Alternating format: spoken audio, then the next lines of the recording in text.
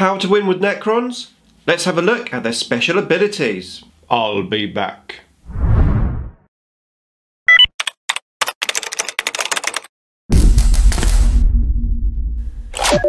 Nick speaking, and welcome to this video. Right, time for another Necron tactical video, and in this one we're going to cover Necron special abilities. Before that though, if you would like to keep up to date with the wonders of Warhammer 40k, then please give me a sub and hit the bell button so you don't miss an upload. Right, How to Win with Necrons episode 2. Now if you haven't seen episode 1, just a quick run over exactly what this series is about.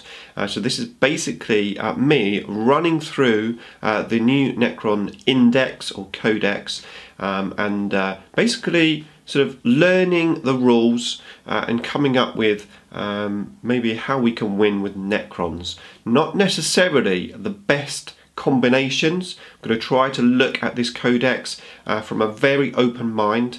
I'm not going to try and compare it too much to 7th edition. This is a brand new edition. What's been and gone doesn't matter, it's irrelevant, literally.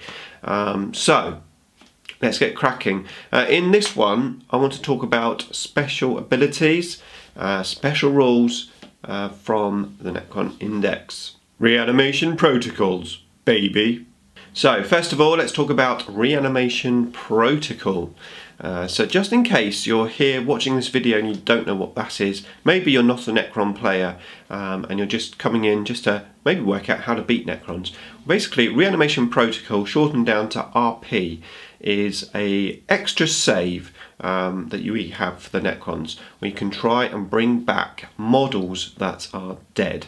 So at the beginning of every turn, for any models that has the RP ability, you can roll a dice. And on a 5+, that model is able to come back, and you're able to do that at the beginning of every single turn, as long as the unit is still alive on the table. So if the unit is totally wiped out, you are unable to bring them back. That's basically how it works. Now we do have facilities to increase the RP roll to a 4+ rather than a 5+, and that would be using a special piece of war gear generally known as a Technomancer, and usually on our independent characters like Cryptics. So yeah, can be manipulated to a 4+, which is obviously a lot more powerful. 50% chance of getting those models back. So that is great. Now one thing to note about RP is multi-wounded models. Now when they come back from the dead, they do come back with full wounds. So this is great. This is really good for models like destroyers, heavy destroyers. Coming back with full wounds is just awesome. And that makes the unit incredibly good, because you do 3 wounds, kill it, and then it comes back with 3 wounds. You've got to do 3 more wounds. Single models, obviously, it's not so bad because you just kill 1 model with 1 wound, it's off the table, comes back, you've only got to do another wound to get rid of it again. But multi-wounded models, this is the power of RP, most definitely. And I suppose we've got to talk about unit sizes, because one of the key things here is if the unit is wiped out, you are unable to do RP. So it's working out the correct unit size for the points that you're playing to make the RP worthwhile. So for example, on destroyers, where you've got the opportunity to bring back a 3 wounded model, I would suggest it isn't worth taking small units. I would definitely go for bigger units. The bigger the better. Yes, they're not exactly cheap. They've gone up, I think they're about 70, I can't remember exactly, but I think about 73 points. And I got a comment in one of my videos saying, well yeah, destroyers are good, but they're so expensive now.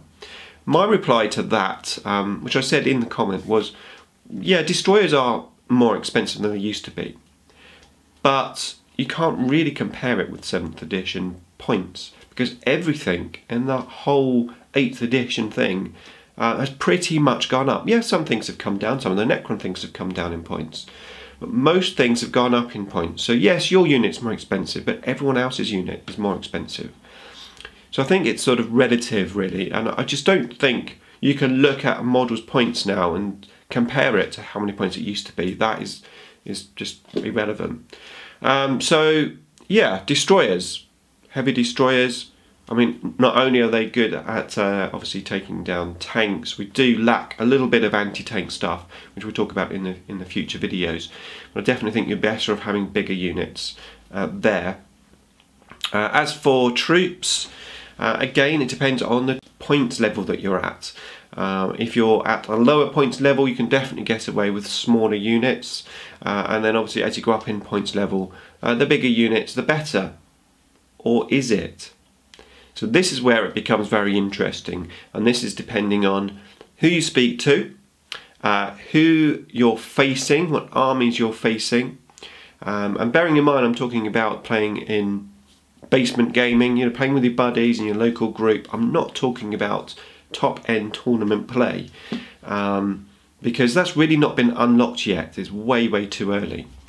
But yeah, depending on who you speak to. I mean, I've got a commenter who's been commenting on my videos about how terrible Necron warriors are, for example. We're going to cover troops in the next video. But yeah, he's saying that how bad Necron warriors are and how quickly they die, how having a unit of 20 is like nothing. The enemy that he faces just blows the units off the table very easily. Turn 1, whole unit 20 gone, or at least a massive chunk gone, and then he fouls morale, and sort of the unit's wiped out. So he's talking about big units of 20 there.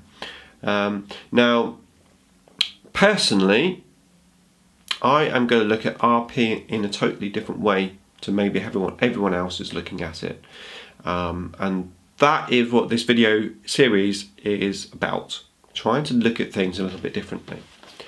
So RP is obviously one of our big special rules, and most people are going to try and get as much RP as possible.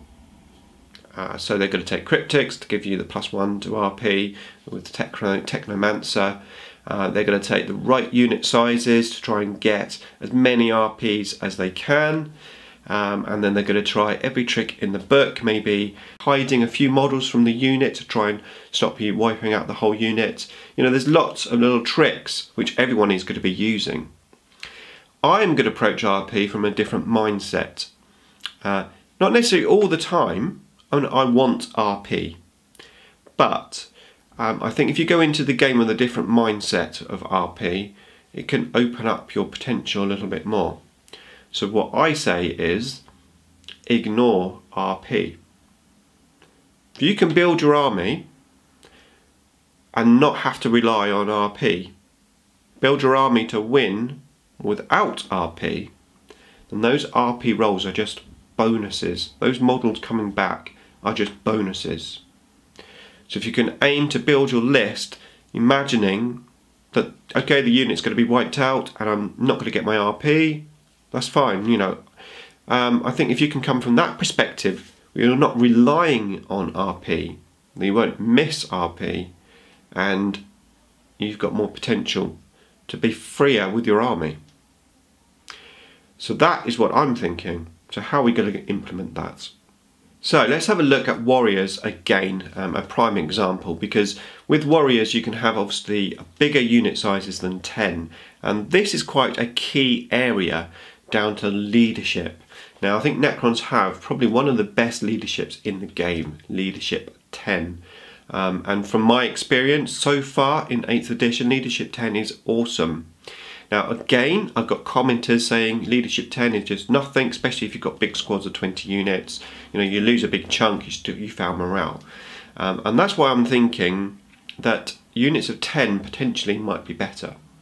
Forget RP, but just generally for the leadership value that they have, I think 10 might be the sweet spot. So with leadership 10 and 10 models, it's easier to keep track of your leadership, to know where you stand with your leadership, which is very useful. So obviously the best or the worst you can do on your leadership roll is roll a 6. That means your opponent has to kill 5 models for you to fail morale and to lose just 1 model.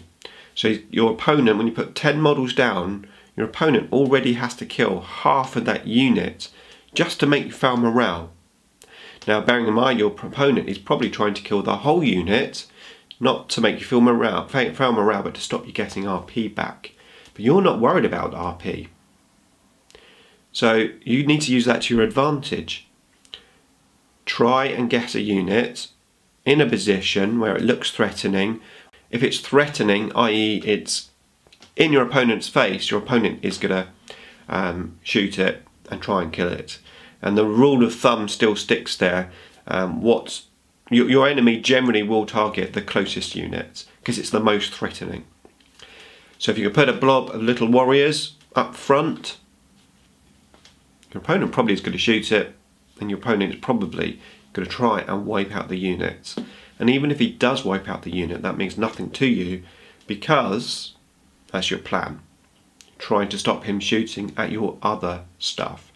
Now, other units, you may be relying on RP. For example, you might have a big squad of destroyers there. And yes, you want RP on that. But your little squad of 10 warriors, you're not worried about RP. In actual fact, you're playing them on the assumption that you're not going to get RP. Which means if the unit gets wiped out, you're not going to get upset that you have no RP on them. Because you have already built your army around not having RP on those units. Some units you are going to be relying on it. You're going to take the Technomancer to make sure you get a better RP, etc. And those units you're going to be hiding and trying to get to survive as long as possible. Other units, your bait units, are going to be the ones that you're not going to be worried about RP on. And I think it's all about the mindset. Now, just talking about RP, just one thing of note is don't forget to do it. Also for living metal, which we're just about to talk about as well, I highly recommend you get a piece of paper, you put it by the turn counter, or you write it on your army list, refer to it. What I do is I put it on my army list. At the top I just write down all the stuff that I've got to do, beginning movement phase, beginning of shooting phase, whatever. All those key things like generate a scarab or do living metal, etc. And then before every turn I just quickly look at my list and work out what I've got to do so I'm familiar with it. Because the last thing you want to do, especially if it's not playing with your friends where they might let you go back and do something, is forget to do your RP rolls because they can be quite important. So yeah, make a little note so you don't forget. Okay, we'll talk about RP a little bit more as we go through the units. But I think I've pretty much covered that there. So yeah, just to recap on that before we move on. Don't get upset if your unit is wiped out and you're unable to do RP. Plan for that. Don't rely on RP. 2, don't forget to do RP. Make a note of it. Beginning of every turn, do your RP rolls. Or build your army around RP, which is obviously what a lot of people will do. They'll make the absolute best RP rolls they can by as many cryptics as they can within the army, or at least as many Technomancers. I mean, cryptics stand out because they're quite low cost compared to maybe some of the other units, especially if you want to take multiple ones of them. So yeah, the normal way to play would be get as much RP as possible, but bearing in mind that there are other ways to play Reanimation Protocols. Right, let's have a quick chat about living metal. Okay, so let's have a chat about the living metal ability. So this is a new concept for Necrons, slightly different to what we've always had in the past. It's mainly there because now characters can't join units. So it's going to be quite tricky to give them RP. I remember the very old days when characters couldn't join units and they used to have the we'll be back special rule. So they used to die, come off the table, or at least you lie them down, and if they do get back up, you've got to stand them back up again. And there's all the shenanigans of putting units over the top of where they stand, and it all became a bit awkward. So the new rule, the living metal rule, we've had living metal before, but it works differently. It's a lot more simpler, and I think it's a good rule for the game mechanics. So how it works is, if you lose a wound on something that has a living metal, and then the beginning of the Necron turn, you can regain a single wound every turn without having to roll for it. Now there are some special characters that can regain D3 wounds, and there are some special abilities, like I think a Tomb Spider with its Fabricator Claw can regenerate D3 wounds on a unit, like a Monolith for example. So that's how it works. Now, in terms of characters, which we're going to cover in the future specifically, but in terms of characters, I think the thing to watch out for is snipers or anything that can target a character, even though it's not the nearest thing. And that is something which I've been noticing. My buddy's starting to take snipers quite a lot, where maybe he wouldn't have done before, and you know, it's understandable. So I'm coming from characters from maybe the point of view that it's maybe not worth spending too many points on a character just because they might go down quite quickly, or the opposite side of the coin, you take the uber characters, the ones with the 2+ save, the ones with lots of wounds, the ones with invulnerable saves, so that if they are targeted they have a good chance of staying alive. And the living metal rule really helps with that, regaining 1 wound without having to roll every single turn. So it's a pretty good ability, and like RP, of course, if that unit or if the model is wiped out, of course you aren't able to do the living metal rule. So it works like RP as well. Whole unit gone, you don't come back. So I think it's nice and simple, it's nice and easy, it's a good ability, and something you do not want to forget to do. So make sure you write it down somehow next to your dice turn, piece of paper, buy your tape measure, stick it on your tape measure, anything you can. Don't forget living metal, don't forget RP. Right, that's it for this video. Thank you for watching, I hope you enjoyed it, and I look forward to your comments.